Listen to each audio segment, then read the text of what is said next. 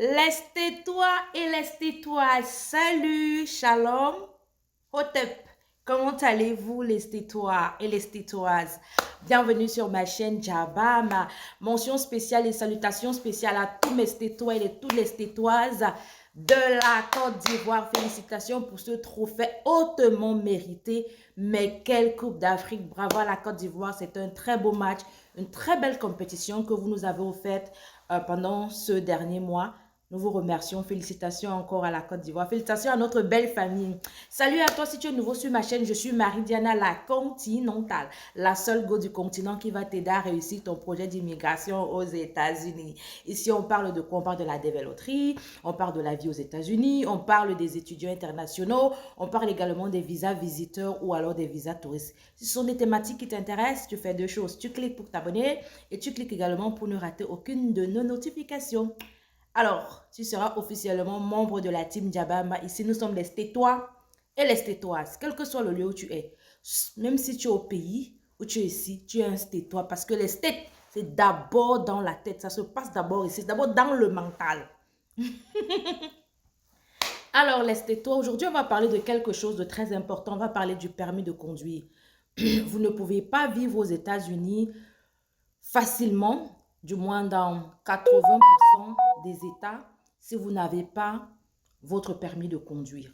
Le permis de conduire, c'est quelque chose de très important aux États-Unis parce que uniquement dans certains États, dans certaines grandes villes, vous allez trouver des transports en commun comme à New York ou à Washington, D.C.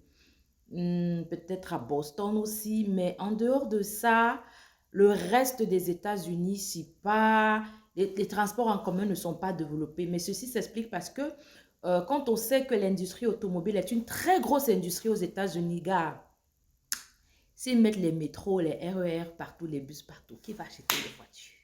Qui va acheter les voitures? Vous voyez un peu, donc c'est le capitalisme. Nous sommes dans un pays capitaliste, donc tout est capitalisé pour que chacun achète sa voiture. Osa comprendre? Voilà. So guys, dans cette vidéo, on va parler des 4 étapes que tu dois franchir afin d'avoir ton permis de conduire aux États-Unis. Dans cette vidéo, comme je l'ai dit, nous allons parler de comment est-ce qu'on obtient son permis de conduire aux États-Unis. Ici, je vais me focaliser d'abord sur ceux qui sont venus aux États-Unis, soit par la dévéloterie, par le regroupement familial, ou alors qui sont des étudiants. Voilà.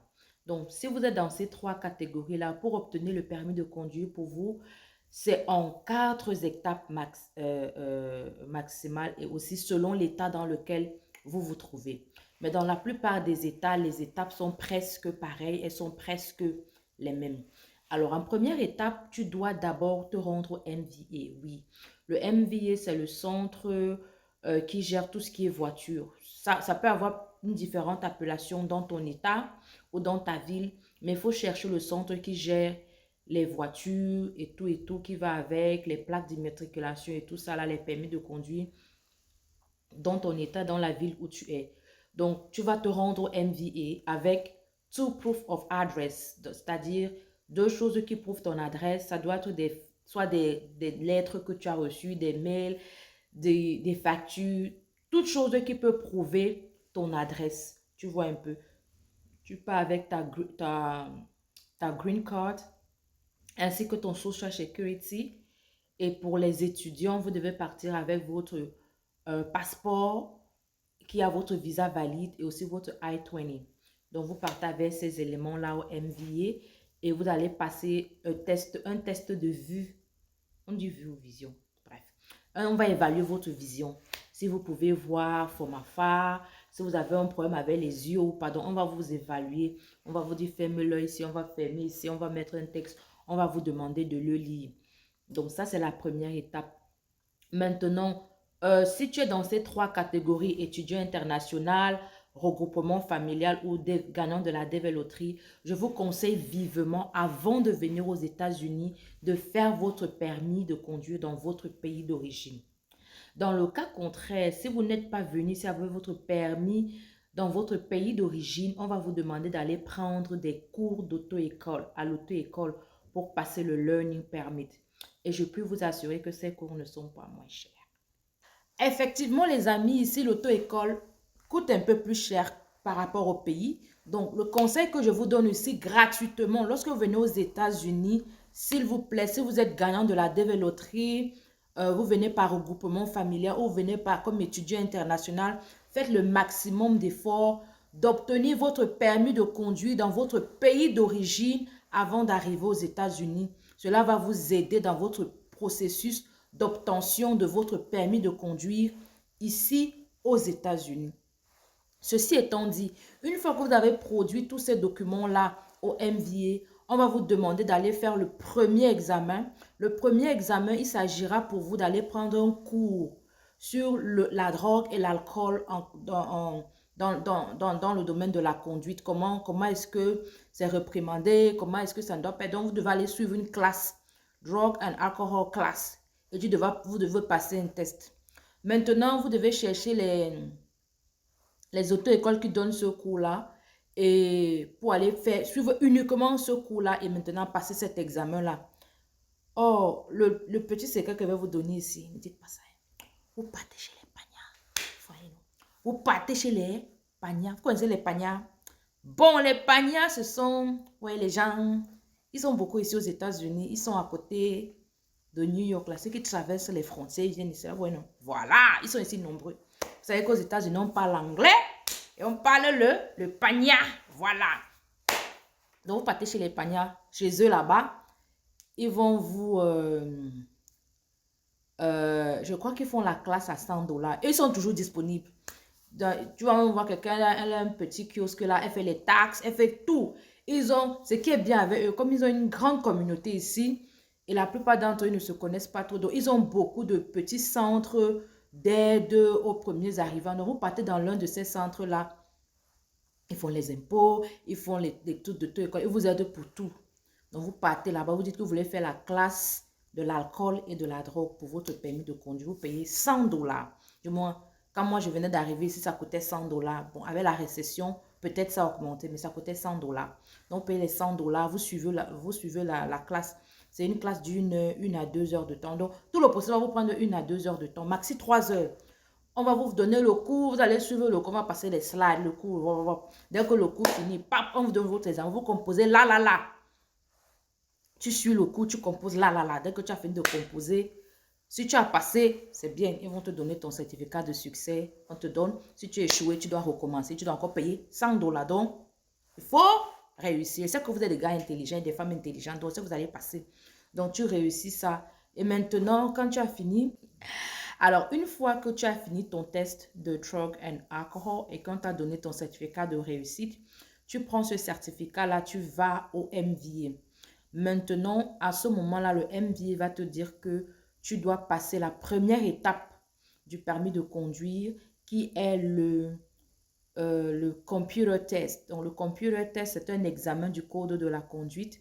On te dit, va étudier et tu passes sur le site, tu choisis la date que tu veux venir composer. Dans certains états, c'est un test de 25 questions et tu ne dois rater que 3 questions. Donc, si pendant que tu composes, tu vois que tu as raté 3 questions, sache que tu as échoué. Maximum de questions que tu peux rater, c'est 3. Dans d'autres États, peut-être au Texas, je crois que c'est 30 questions. Donc, le New Jersey, je crois qu'ils ont peut-être 30 questions aussi. Donc, c'est dans le DMV, déjà Maryland, Virginia, DC, ça doit être 25 questions. Et tu dois trouver 22 sur 25. Enfin, bref. So, tu dois aller donc maintenant te préparer. Maintenant, je veux signaler ici qu'il y a des États qui acceptent que tu composes en français.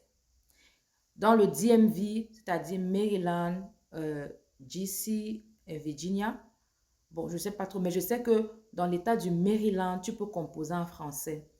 Je crois que New Jersey aussi, tu peux composer en français. Bon, si je me trompe, que les gens disent, mais je sais qu'il y a certains États où tu peux composer en français. Genre, si tu viens d'arriver et pour toi, bûcher le cours de code de conduite en anglais, tu ne peux pas t'en sortir. Tu peux composer en français. Tu peux demander de composer en français. Ce que tu fais, c'est que tu passes sur le site du MVA, tu télécharges le code de conduite, tu étudies. Mais bon, le livre, moi, je ne veux pas vous mentir, le livre est très gros. Mais quand je dis qu'on ne peut pas étudier, il y a les applications. Tu télécharges les applications. Tu pars, c'est les mêmes questions qu'on pose tous les jours. Donc, voilà les petits secrets, c'est les mêmes questions qu'on va te poser. Donc, tu fais tout, il y a une application là. Tu bûches toutes les questions, ça peut être même 200 questions. Chaque jour, tu fais les exercices, tu fais les exercices, tu fais les exercices, tu fais les exercices. Et chaque fois, tu te mets en position. Tu pars sur le site même du MVA, il y a une simulation de test. Une simulation de test, pardon. Tu t'assois, tu fais comme si tu étais en train de composer. Tu mets le chronomètre, tu composes, tu vois combien de questions tu as raté, tu recommences jusqu'à ce que tu maîtrises toutes les réponses par cœur. Parce que je vous dis, on monte, on descend. Ce sont toutes les mêmes questions qui reviennent, posées de façon différente. On a intoné, on a retenu les verbes, on a mis l'article devant. Donc, il faut être wise. Guys, laissez-toi, il faut être wise. OK? Good. Après avoir bûché le code de conduite, les réponses aux questions et tout, tu te sens prêt d'aller prendre le test.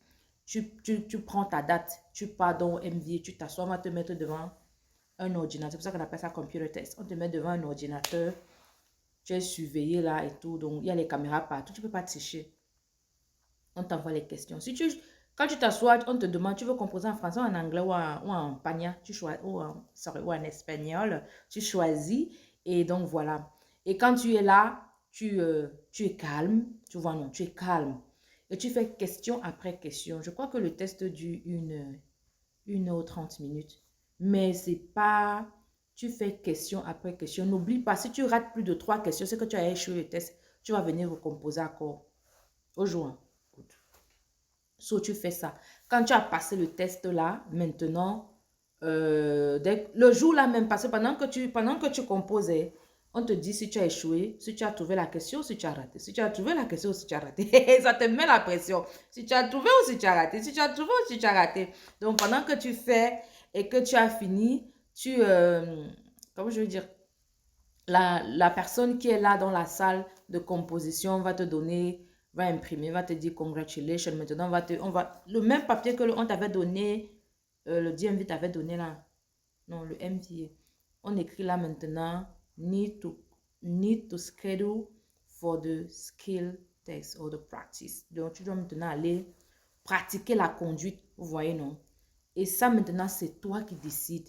Si tu es même prêt, genre que tu conduisais tellement au pays, mais il te faut d'abord passer le computer test là, tu peux même venir demain. Tu t'assois. Donc, c'est ce que tu fais. Et donc, après ça, la troisième étape pour avoir le permis de conduire ici, c'est devenu donc faire le fameux skill test ou driving practice whatsoever. Donc, tu dois pratiquer. Maintenant, pour ceux qui n'ont pas beaucoup conduit, déjà tu as ton permis de conduire, mais tu ne t'es pas beaucoup exercé dans ton pays d'origine, ou tu n'es pas habitué avec les voitures automatiques, ce que tu fais, c'est que tu peux payer, tu peux encore aller dans l'auto-école, mais l'auto-école va te facturer 400 $ pour 6 heures de cours de pratique. Bon, ça aide aussi, te prépare à aller suivre la pratique parce qu'il y a certains exercices qu'on va te donner, ils peuvent t'aider à te recycler. Ou alors, si tu connais quelqu'un, la personne peut t'aider, tu te recycles, tu t'aides à te recycler, tu pars toujours sur Internet, sur Google. Ouais, quand tu es aux États-Unis, Google et YouTube, ce sont tes meilleurs amis. Tu pars sur Internet, tu pars sur Google. Donc, tu pars sur YouTube, tu demandes comment se passe le test de pratique de conduite dans mon état. Ils vont te montrer, tu vas regarder les examens qu'on donne et tout ça et tout ça. Ça te permet de pratiquer et d'être prête. Alors, attention, petite astuce ici. Quand tu fais ton examen pratique de conduite, il faut faire très attention sur les stop signs. Je sais que en Afrique, dans la plupart des pays africains, on n'a pas beaucoup les stop signs ou bien les gens ne s'arrêtent même pas. Mais ici, les stop signs sont très importants. Et l'examinateur du MVA sera là, il va te regarder. Quand tu vois un stop là-bas, tu commences à ralentir, tu t'arrêtes. Tu attends 3 secondes, ça veut dire tu fais.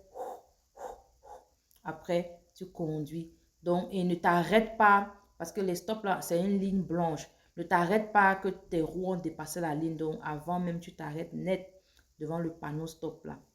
Ok? Good. Et c'est très facile, les amis. Donc, voilà un peu comme ça, comment est-ce que vous allez faire pour obtenir votre permis de conduire. Quand vous avez passé le test de pratique, vous partez au MBA, vous donnez on va encore vous demander votre green card. On va vous demander de payer l'argent. Je crois que c'est 130 $ ou 120 $ ou 70 $. Ça dépend des États. Mais vous payez un certain montant et quand vous payez, là, on fabrique votre... on fabrique votre permis de conduire, mais on va vous donner un papier. Dans certains États, on va vous donner un papier qui peut vous permettre de l'utiliser en attendant que votre permis réel sorte vraiment. Donc, voilà. Laisse-toi, c'était tout pour cette petite vidéo sur comment obtenir son permis de conduire aux États-Unis. Alors, en récapitulatif, qu'est-ce qu'on a dit? Pour obtenir son permis de conduire aux États-Unis, il vous faut passer par 4 bonnes étapes. La première, c'est d'aller au MVA pour vous présenter avec tous vos documents. La deuxième étape, c'est d'aller passer votre classe de Drug and Alcohol Test. La troisième étape, c'est de passer votre computer test, c'est-à-dire l'examen du code de conduite, examen écrit. Et la quatrième étape, vous allez passer votre examen pratique. On va évaluer vos capacités à conduire et à respecter le code de la route. Voilà, c'est pas le code de conduite, le code de... Oui, c'est le code de la route, c'est ça que je cherchais, le code de la route, pas le code de conduite, le code de la route. Donc voilà l'examen du code de la route et comment vous respectez le code de la route pendant que vous conduisez. Et à la fin de ces 4 étapes, vous aurez votre permis de conduire. Je veux signaler ici que dans la plupart des États, il n'y a pas trop les CNI, les cartes d'identité nationale. Très souvent, c'est ton permis de conduire qui est ta CNI. Donc, il est important pour toi, tu vois, il est doublement important pour toi qui vient d'arriver, d'aller passer rapidement ton permis de conduire avant d'avoir une CNI. Il y a aussi des possibilités à l'appliquer pour ta CNI.